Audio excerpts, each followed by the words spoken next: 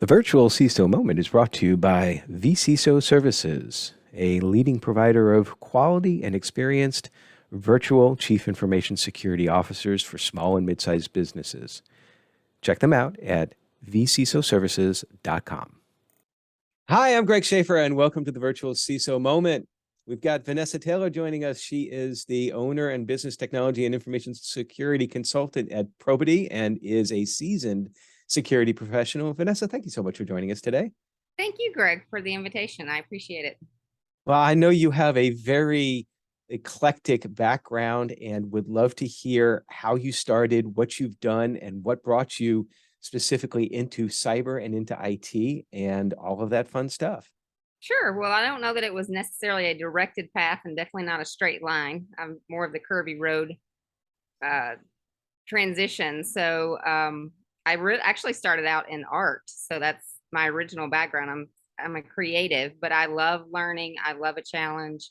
And I got into technology and did development, internal audit, consulting, and then moved inside of a company to build their GRC program.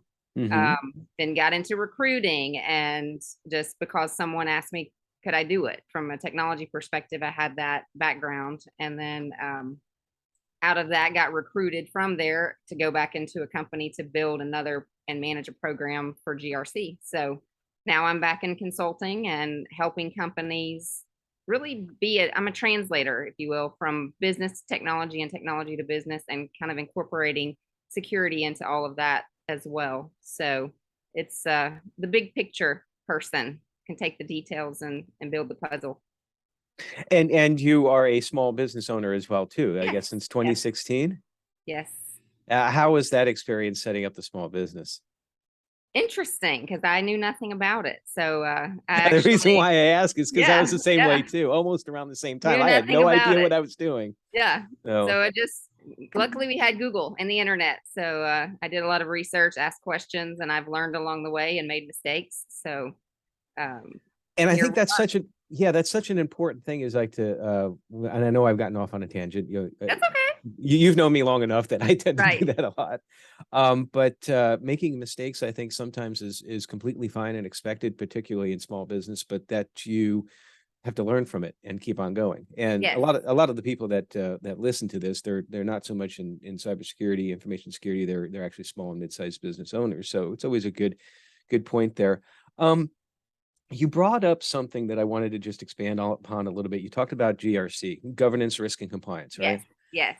Now, I know that that means different things to different people. And the reason why I wanted to ask about this is that a colleague of mine, her and I were talking yesterday, and she's probably, I'm going to guess, maybe 5-6 years into her cybersecurity career, and she's doing risk management, but she's really interested in governance, risk, and compliance, that area, as opposed to what seems to be the hot area of cybersecurity is just that. It's like red teaming, blue teaming, purple teaming. I don't even understand that sometimes. Yeah, I'm definitely not in that bucket. It's fascinating to me, but that's not my forte. No, but GRC is. And do you have any recommendations, any sort of words of wisdom for folks that are wanting to go further in that area of cybersecurity? I think just learning, meeting people, networking, getting feedback from individuals who have been in the space, and just being a sponge to learn and absorb the information.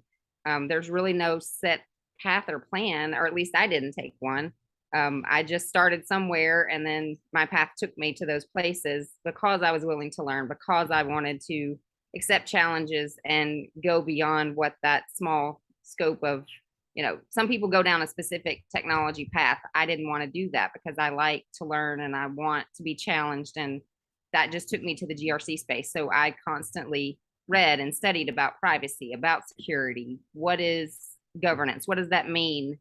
There are tons of resources out there and available, and certainly mentoring, getting mentors to help you through that process is very valuable as well. Well, okay, I think that's good advice. And but what really drives you in what you're doing like now? What is your reason for what you do, what you're doing now? I mean, most of the what the cliche is to help people, but really it goes beyond that. I mean, I really enjoy educating individuals and making a difference in a company.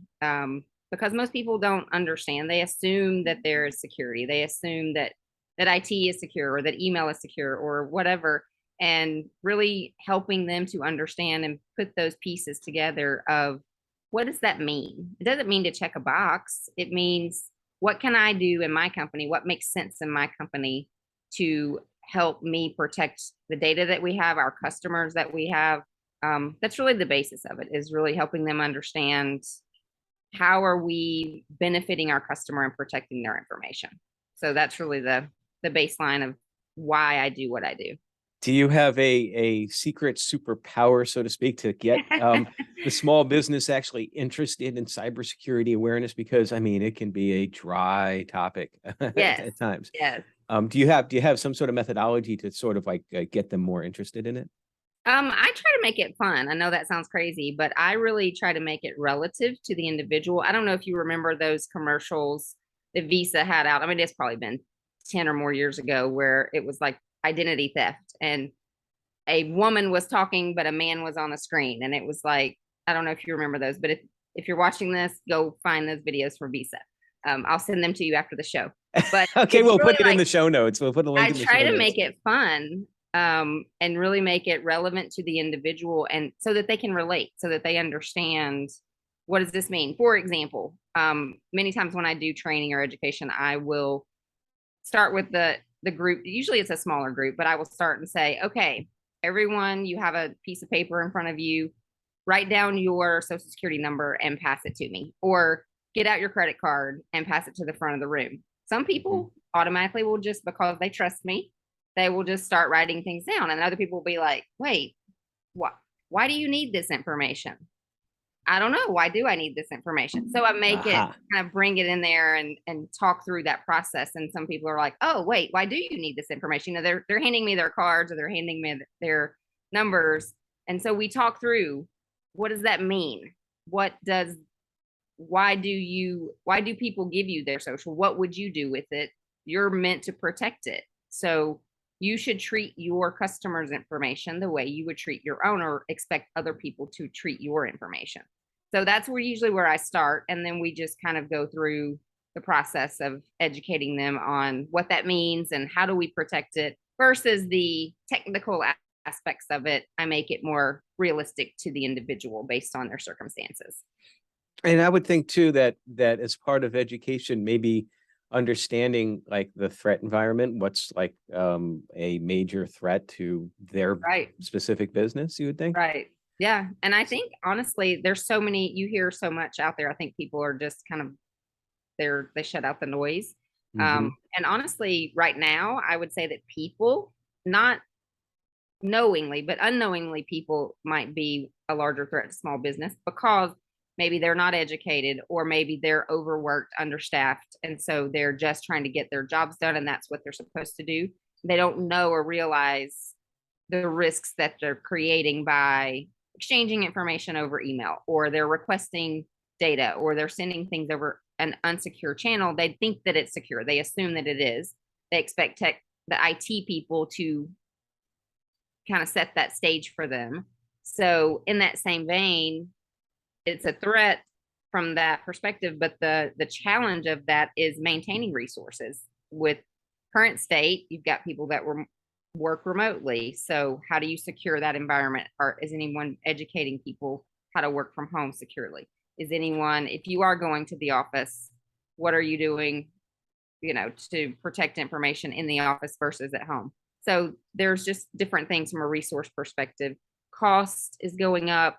That is causing small businesses to lose customers because they can't afford consulting companies or larger companies to provide those services. So they're bringing them in-house, which then adds more responsibility onto those individuals. And so they're already overworked and understaffed. So it's kind of a cycle of events that are happening, both from a threat perspective and challenges within the organization.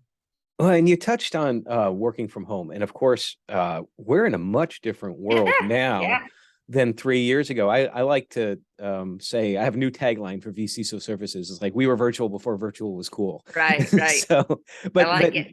really, everybody now seems to be virtual or hybrid or and you touched upon that there's significant additional risks with that.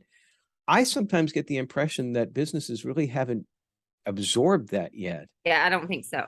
Um, I And they're, struggle I with. think they're taking taking the steps to address it from a company level, but just understanding really what does that mean for an individual? What does their workspace look like? Who's around them?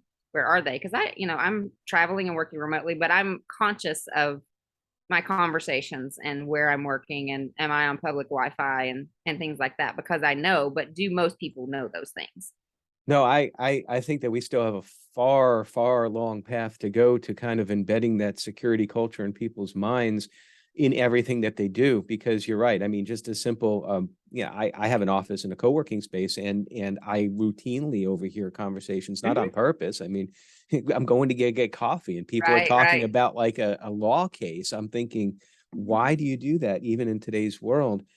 Um, I kind of struggle. I think about risk assessments, and I know you and I have worked on risk Yes, assessments before yes. in the past, and yet it's rare for me to see a small business that is incorporating to any sort of a significant extent the risk of work from home folks in their risk assessment. I mean, they'll put in things like, well, we need to make sure we have enough bandwidth and enough VPN licenses and so Hmm. on. But just the idea of, say, setting up an office space. Have you seen some movement towards clamping down on that in the folks that you've worked with recently, or I is it? haven't, unfortunately. I ask the question frequently of, are you checking? And even this was happening before our current state. 3 years ago, I was asking this question. You have consultants who are working. Are you checking their workspace? Are you at least validating or setting a policy for work from home? Are you going through and verifying? Because many times they don't even issue a computer to those individuals. If they're consultants, if they're employees, usually that employee has a computer which has been locked down. But there are so many different things about, do they have antivirus? Do they have firewalls on their computer? Are they on a secured Wi-Fi? Are they working on public Wi-Fi? If they're working on public, what are you doing to help protect that? Do you have a VPN set up on the computer? I mean, there are so many different things about what questions to ask, and most people aren't thinking about it. They're just assuming, again, that we have that IT is taking care of it.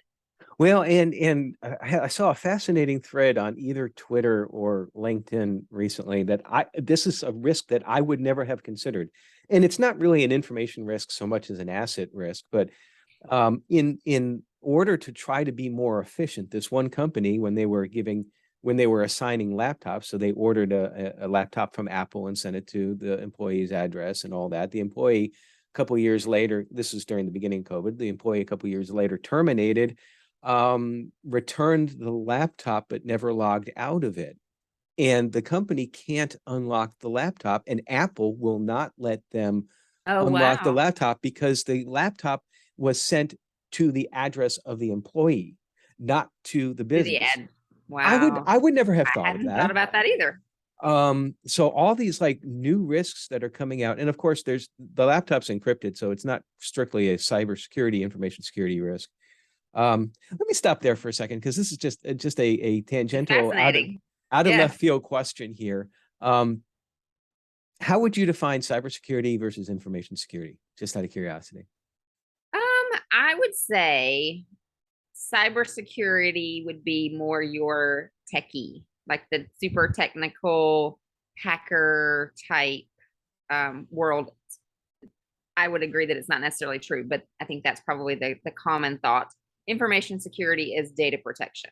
It's protecting the information through also using technical means, but it's focused on the protection of data. I So think that, cyber would be a subset of info, yeah. basically. And that's the way I approach it as well, too. But I've seen, and you may have seen this too, over the years, the definition of cyber and infosec kind of flipping. And some people will say cyber to refer to stuff, and that infosec is below cyber. And I think that it's just, I might add this as like, one of the Perspective. questions we talk about on each of these podcasts, because it's the most important thing isn't necessarily how you define it, but making sure that when you're talking to someone else, that you have an understanding of the definition, I think. And I think So, I've actually run into this a lot with my clients is, well, one, technology terms are used interchangeably all the time, but also in general, we're human, right? So mhm. I might say something and you might perceive based on your own experience, based on your own perceptions, based on your own definitions, what I'm saying may be different than, what you're hearing may be different than what I'm intending you to hear. So generally speaking, I think that applies across the board, but it can truly apply in technology and security and protecting information. And I think it can be magnified by exponentially on Yes. like Twitter and social media, Yes. because you're missing the human face interaction. You just type something and it's like, wow, okay, didn't really What does didn't that really mean? understand that. Right. Well, very, very interesting path. What's your future path? What are you looking at? I really am trying to get into education more. I really, really enjoy mentoring. I've had the opportunity to go and teach some classes at TSU as part of their executive MBA program, and I really enjoy that. I have worked with students at universities, just helping them transition interview. I mean, not just technology, although I do think more people we have a shortage of resources in technology, and I think Hmm. people get intimidated by when you hear technology or IT, they think it's super technical.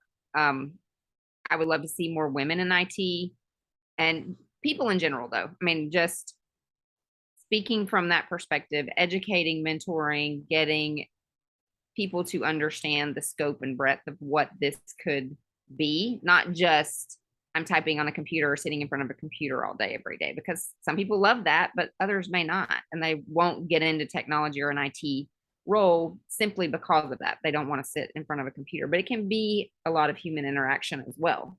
So, educating, mentoring, that's really the path I'm moving toward.